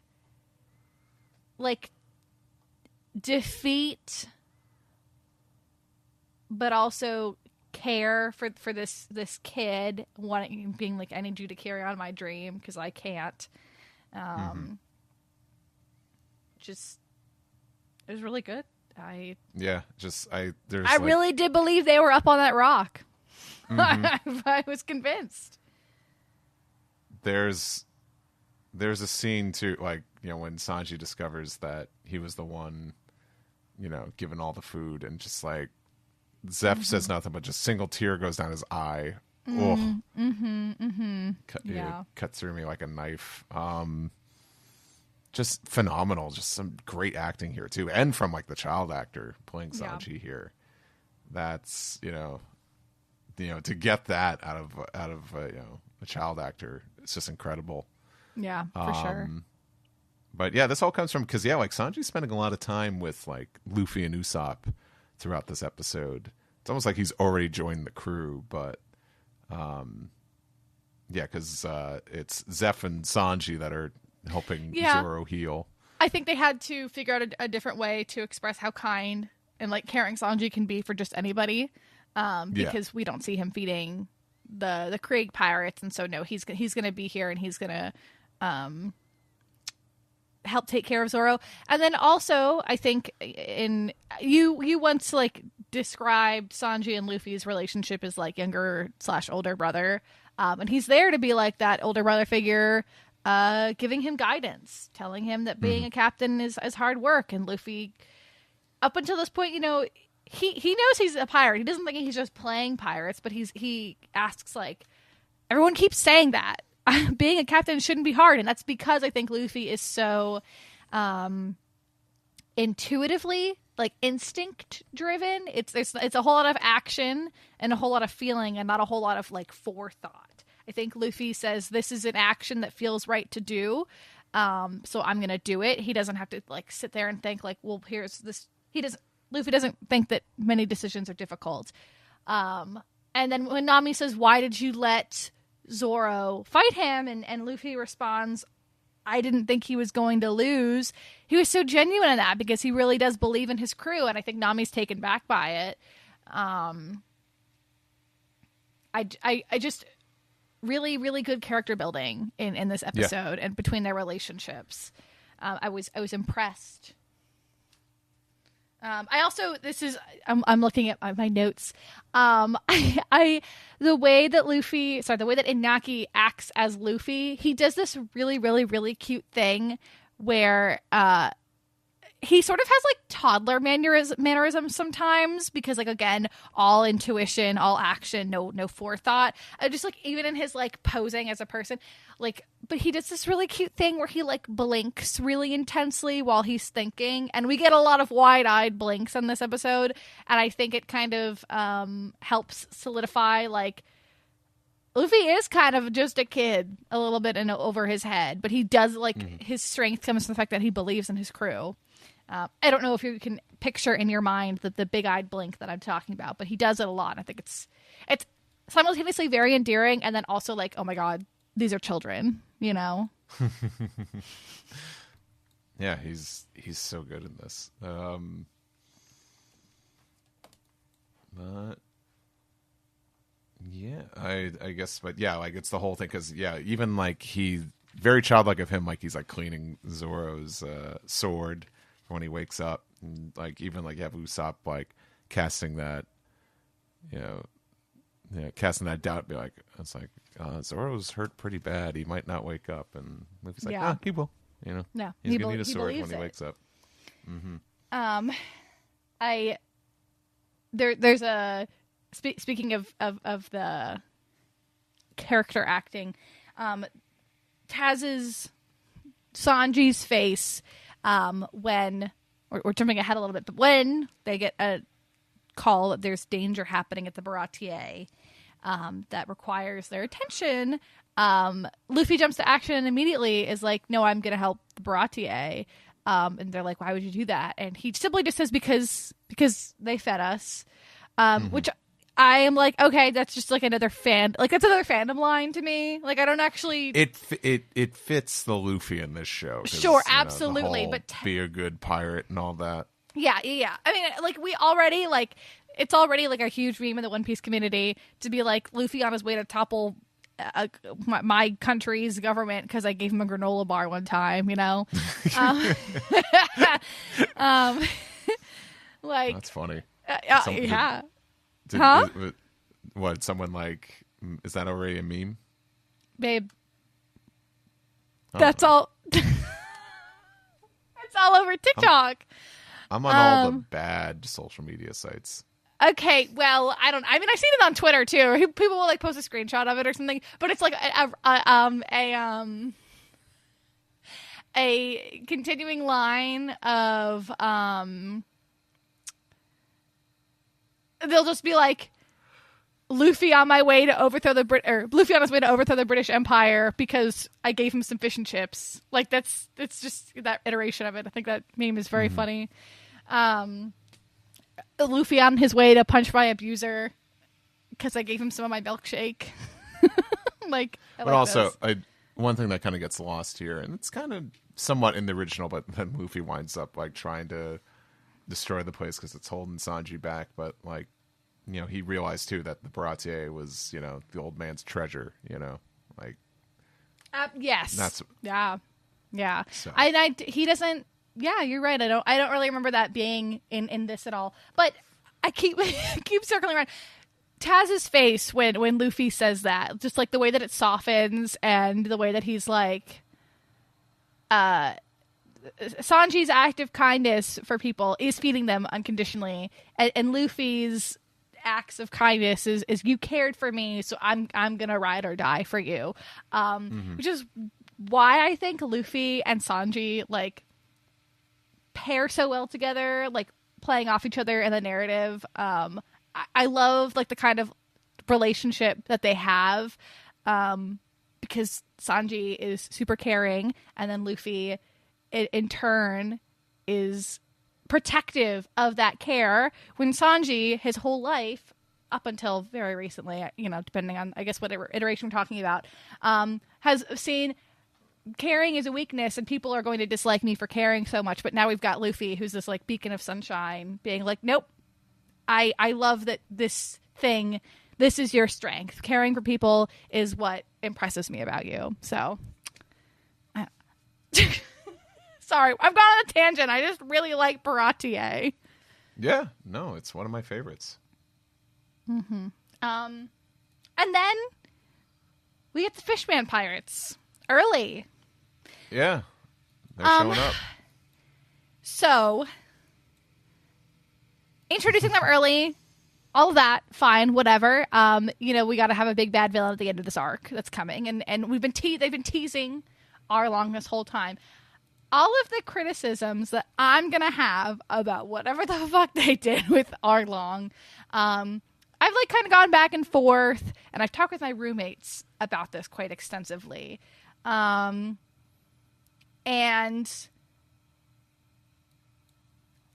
I just think,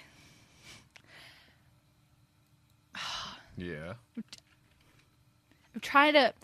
They do.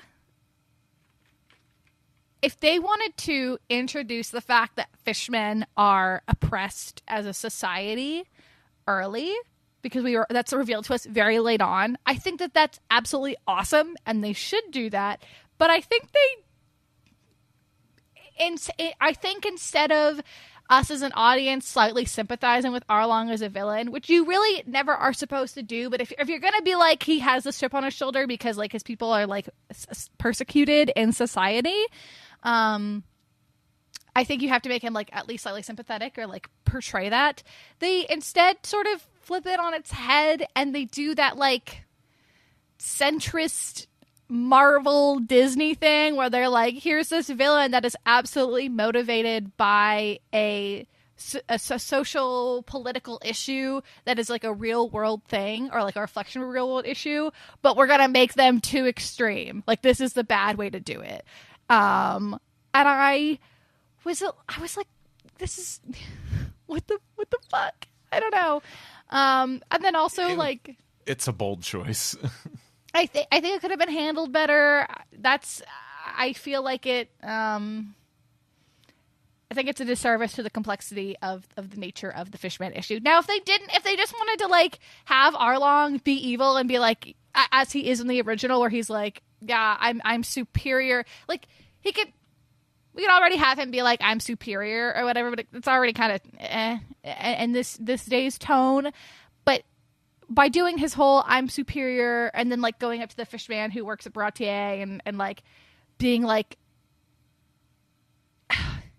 he makes a comment in Baratie. It's like, oh, what, you've never seen a fishman enjoy a meal before? And I'm like, this would work so much better if we had like seen any fishman prejudice up until this point, Yeah, but we haven't. So he's just like ranting to people who are otherwise like, I don't know who our waiter was, which like that could be its own thing. But I was like, this is handled a little bit weird, and I know that they really, really, really wanted to include that the fact that the issue with him is complex, but in doing so, they just did the like kind of like the Killmonger thing to me, yeah, where I was like, he was kind of right a little bit, but then you made him go too far for some reason because you want to be like, no, these are dangerous. I don't. That's like one weird part too, is because like when he's like in the restaurant, he's talking like, it's like, oh, like you don't mind when they're like cleaning your houses and all that, and I'm like, we haven't seen that. I know this is a different version, and I know we haven't seen that. I'm like, okay, but like, like fishmen weren't like servants and slaves to this extent in the One Piece world. Like, it was jumping my head. It was like the celestial dragons doing. Well, I mean, there's a lot. They did deal with a lot of oppression too, because they weren't allowed. Like I remember in Shambhala Archipelago. I don't want to rag on this too much because I feel like it's not my place to say, but it felt very like extreme, where it's like I don't recall this being quite the same in like the original, where it was just like, oh, this is what fishmen do. But, I feel like I could tell exactly what they were going for, and I'm not sure if they entirely succeeded with what they wanted. I feel like I needed to, I guess, voice this opinion specifically. Like a lot of friends I have who like are Black, who are fans of this, have been like, this feels weird. They were like, I don't really like this iteration of it. And I was like, yeah, I kind of also got the same feeling. It's like, the most like it's a little too on the nose as an allegory. Yeah. Pardon the phrasing with Arlong. The pointy nose. Yeah, like it's almost it's too one for one. An allegory, when it's just like in the manga, it's like, yeah, there's this prejudice resembles so much of the real world stuff with. I just think that if they wanted this to succeed, they should have either set it up so that we had seen prejudice amongst people in society, like prejudice amongst everyday people in the East Blue already, so that we could be like, yeah, there is a reason for this, or like he could still be the supremacist ish that he that he already is. Where he's like, he definitely in the manga talks about how he's like, fishmen are better.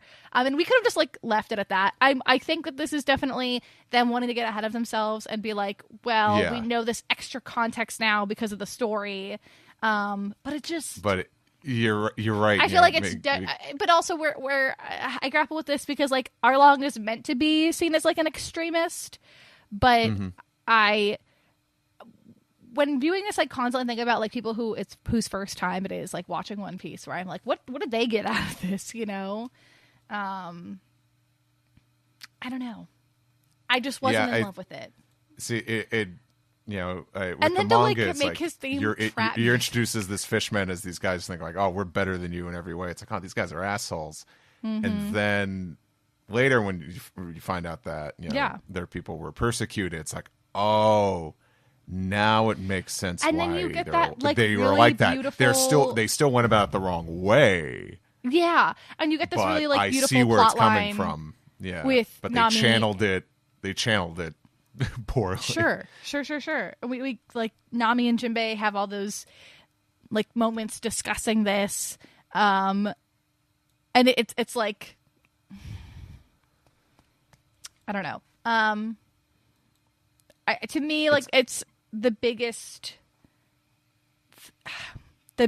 change. I know it feels like itself was such a small change, but unfortunately I think it like definitely changes the basis of his character a lot for me, where I was like, I don't know how to feel about this. So besides that, I mean, like, I liked him as a villain. I thought he was fun. I could tell the actor was having a fun time. But that was the only thing that I was like, this feels weird for his character. Yeah, it makes things messier, complicated, which real life is. But I don't know if that's if the story this early benefits from it. But sure. And I was so excited to see how they were going to handle that, but whatever. The rest, I think, like Zeph trying to appease him and be like, "Here's some food, get out," protecting Luffy. I really liked that. I've like totally jumped around. I'm looking at my notes. I have in big bold letters written "shirtless Taz," so that big shirtless San. Yeah, because we get because. I like that he's like, oh my god, Luffy's drowning, but I have just enough time to take my shirt off to jump on in, but still leave my pants on. Because this is PG-13. But then we get the Nami betrayal here because Luffy trusted her to stay on the ship with the map. I loved that reveal. I loved the shot of her with the tattoo. I like how they redesigned it a little bit too. This is just me as a person who has a lot of tattoos, who admires them as an art, and like also really likes hair and makeup. They made it look old and faded, which I was like, oh, thank God. Because like sometimes you see a tattoo painted on like a person and you're like, oh my God, how is this is, I can tell this is paint. That looked like a whole ass tattoo that had been embedded in her skin for a decade, you know? And I loved that. It's just a small detail, but like some dedication in my mind. Her tone shift of her pretending to be bad as she's joining up with Arlong, you know, and Luffy never once believing, you know, he might be like a little shocked, but he immediately, well, I'm kind of jumping up, I guess, the next episode, but you know, he doesn't believe her that she wants to betray them. But I loved that reveal. I really liked that. Yeah, and then like she's the one that tells Arlong, you know, drop him in the sea, which is, you know, it's kind of hints at her kind of still caring for them. I think that was in my mind, I'm like, this is their replacement for Nami stabbing Usopp. To a degree, you know, she needs to do something that proves to him that she's cruel, but to us, you know, she's really doing them an act of grace by being like, Luffy can't fight you, because she genuinely thinks that Luffy can't handle him, because who could? This is a man that's like oppressed her and like kept her captive for so many years, and has like destroyed her village and overturned her life. So why would this plucky little kid be any different? I don't know. I'm just thinking now. But yeah, this is the crew at its lowest, but Zoro wakes back up. Like a child, Luffy just hops on top of him.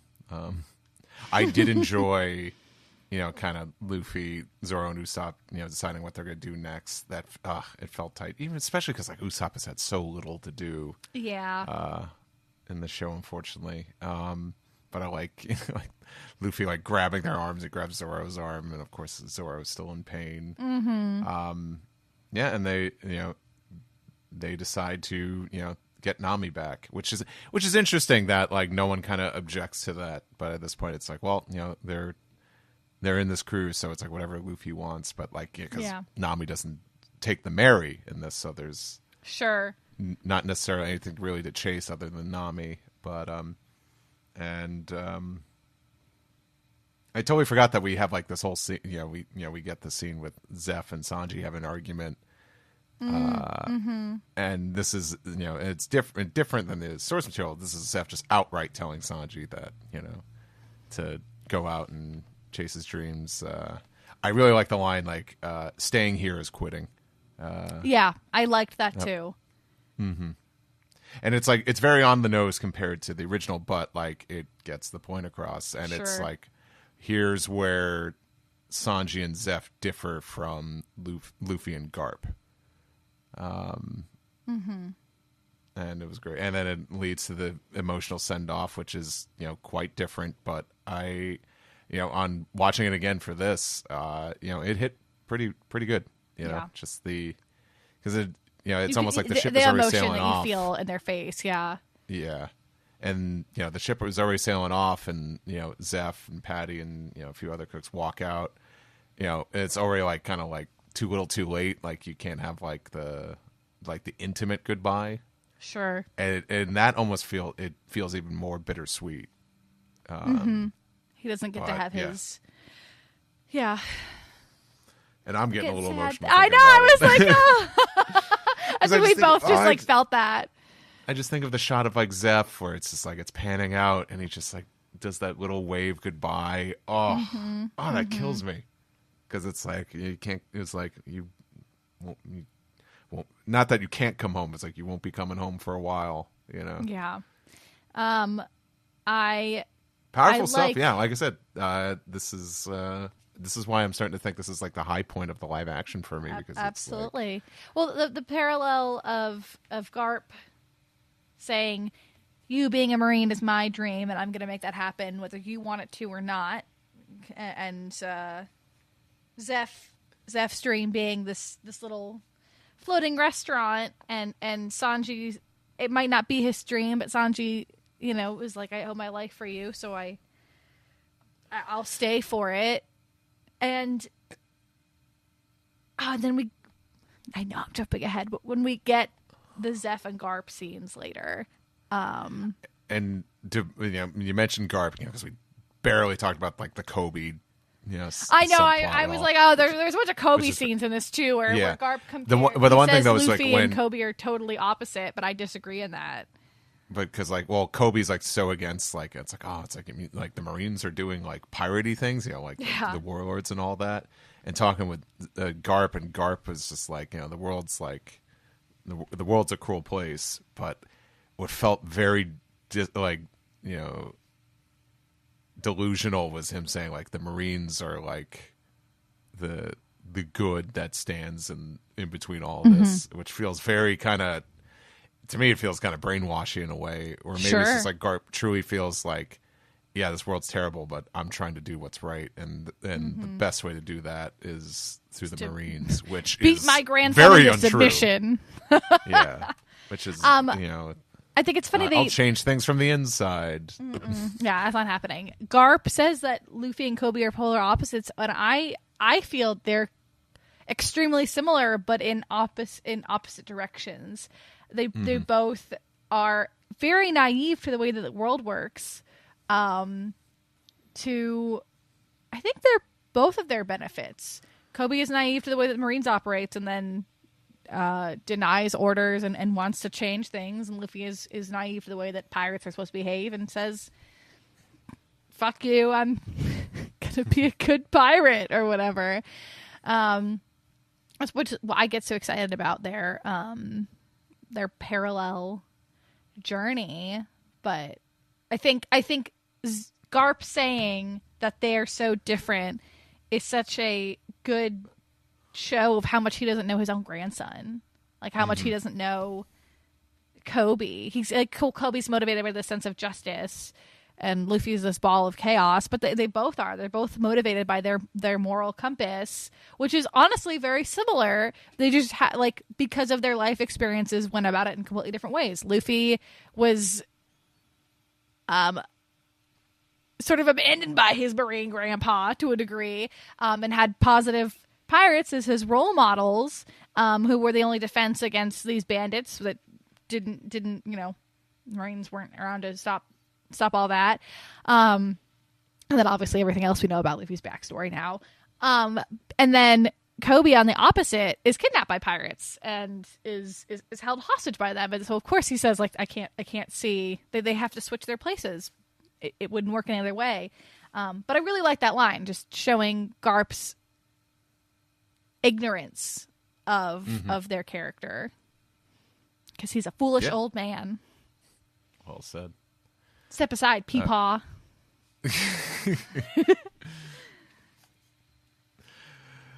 Step aside, Peepaw. That should be the title of this podcast if we even do them. Anyway, yeah. Every time I come on and hang out with you guys, it's me saying "Step aside, Peepaw" to Zach and. Anywho, that's going to do it for our lengthy discussion for episodes 5 and 6. Yeah, some great stuff here. And yeah, I don't think we talked about Taz enough.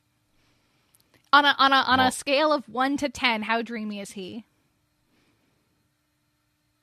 I don't like on a scale 10. I think he's like 9 or 10. Okay, yeah, he's on the he's a 10 on the dream-o-meter. The dream-o-meter. Yeah, it's not to be confused. With Taz is a 10. 10 Taz. Taz is a 10. A wow. perfect 10.